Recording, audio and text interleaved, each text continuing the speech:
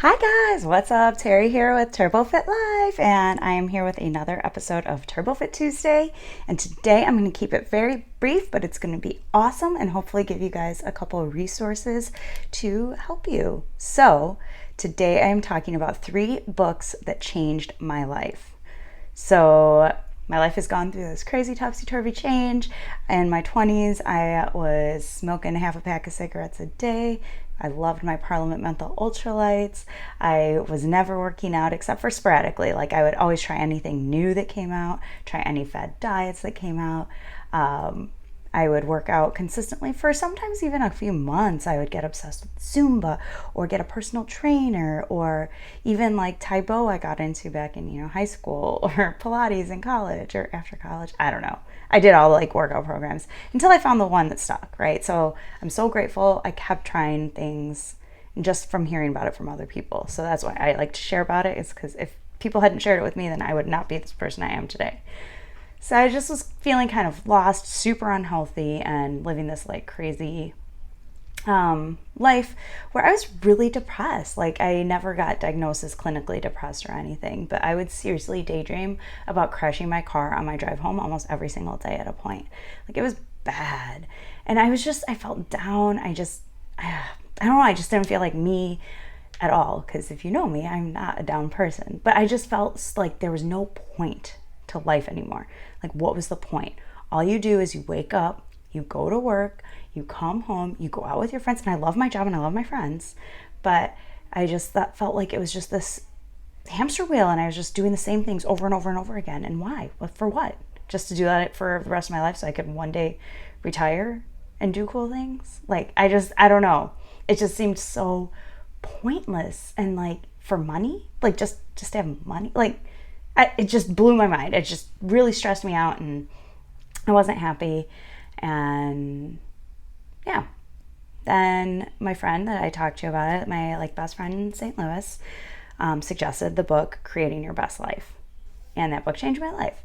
So I asked for it for Christmas. I think my mom got it for me, and it has all these exercises in it that you should do. And my best friend that recommended it to me suggested read the whole book all the way through first, and then go back and do the exercises. So I tried that, and then I gave up on that and just started doing the exercises because I was excited to just jump in and do them.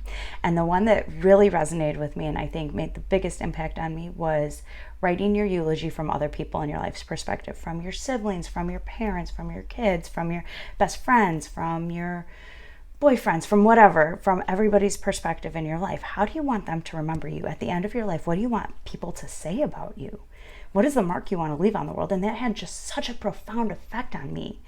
It made me really start thinking, what is the impact I want to have on the world? What is this like change that I want to be? I have be the change tattooed on my arm. Can you see that? Like, what is this change that I want to make in the world? What do I want to leave behind? And that just really got me thinking, and that got me really excited about the different things that I could do in my life to spend my life changing the world in the way that I want to leave, or leaving at least a positive mark on the planet. And it really resonated with me because when my dad passed away, and I'm going to talk about that more for my next book, but when my dad passed away, I remember we didn't really have a funeral. He didn't want anything, but my grandma really wanted something, his mom. So we just had people over to the house, just family, and then like one best friend that, refused to not come, and a reverend from the Buddhist temple that my dad's family always went to. And his friend that came was speaking, and he said, raise your hand if you considered him your best friend. And that was kind of the mark that he left on the world. All of his friends, he was like their best friend. He was everybody's like best friend. That was so awesome to me. I just loved that that's how he was remembered. He wasn't perfect. We didn't have a great relationship or anything, but like, when I think of my dad, he's just always surrounded with friends, right? He talked to his friends on the phone every single day. Like, we had to get a separate line because 2 teenage girls, but also my dad. Like, we all had to be on the phone at the same time. So we had to have a separate line because he was always on the main line. So it was just, that really resonated with me in the Creating Your Best Life book. This is what it looks like. Go buy it. If you want to get tips or just think about things in a different kind of way than maybe you have before, and it just really helps you take action towards creating that life that you've always dreamed of having.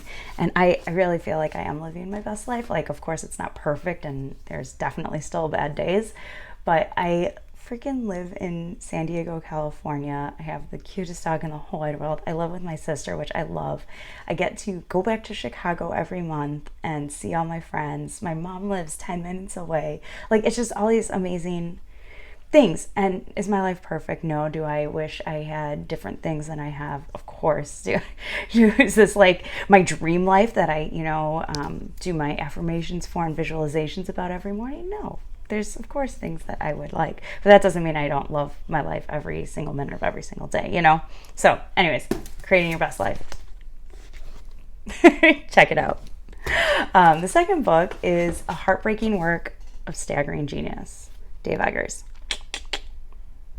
So, I love the smell of, I know it's super weird. I just love the smell of old books, but got this book from a used bookstore when I was drinking in Wrigleyville with a friend, and he's like, you haven't read this book, you have to read it. So I was like, okay. So I did, and I didn't realize how much I was going to love it. And I think it was probably not quite 10 years after my dad had passed away, maybe five-ish years. And I feel like death is different for everyone, right? Everybody processes death differently and handles it differently, reacts differently. And there's no right or wrong way, of course. Like, you mourn or grieve or whatever reaction you have is the right reaction, right? It's you and your personal relationship with whatever. But this book, I think, kind of helped me process some of my thoughts and feelings about it. And it made me feel more like I wasn't weird, or just, I don't know, it just captured so well some of the emotions that I had felt. So I loved this book, and I don't know, I just think it was well written. I know some people hate this book and think it's really terrible. I know other people who have lost people in their lives, and I was like, oh my God, read this book, it's great. And they're like, yeah, that didn't do anything for me. Again, such a personal thing, but I really, really liked it. And I think it's a beautiful, beautiful book. So read it if you haven't. I mean, it's a Pulitzer Prize finalist. #1 national bestseller. New York Times said something good about it. I don't know. I really liked it, so I highly recommend this book. And the last book I cannot find to save my life. Oh, wait. No. The last book that I wanted to share with you guys is called Eat to Live. And it's by Dr. Furman. And if you go to my blog, turbofitlife.com, it's on there, or terryhagio.com. Find it. Eat to Live. So this, my best friend from college recommended to me way before I went vegan. She is super healthy and eats really well. And she had read this book. She's a doctor and she knows tons about nutrition. She's like, read this book. It's really good. So I did. And I was like, this guy is out of his ever-loving mind. Like, some of the stuff was really good. And I was vegetarian at the time. But he had a whole menu for vegetarians and a menu for vegans. I was like, vegans are crazy people. Why would you stop eating eggs and dairy? That's insane. And he also talked about not using oil when you saute like onions and vegetables. You use water or broth. It's like, this guy is out of his ever-loving mind. Like, that's disgusting. Who would ever do that? He's like taking it a step too far. So, but it planted those seeds in my head, of course.